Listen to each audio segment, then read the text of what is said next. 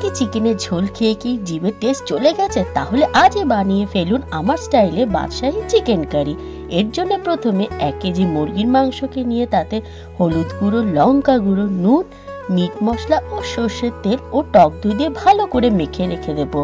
এবার কড়াইতে কেটে রাখা আলু টুকরোগুলো দিয়ে ভালো করে ভেজে নেব।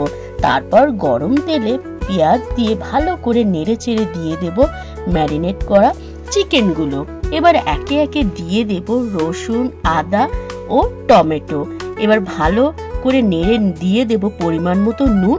তারপর মাংসটা ভালো করে কষিয়ে গরম জল দিয়ে দেব। মাংসটা ফুটতে শুরু করলে একটা ঢাকনা দিয়ে ঢেকে দেব। মিনিট 15 পর ঢাকনা খুলে দেখে নেব আলু সিদ্ধ হয়েছে নাকি। এবার মাংসের উপরে গরম মশলা ছড়িয়ে গরম ভাত বা রুটির সাথে পরিবেশন করুন। আর হ্যাঁ, চ্যানেলটা সাবস্ক্রাইব করতে ভুলবেন না কিন্তু।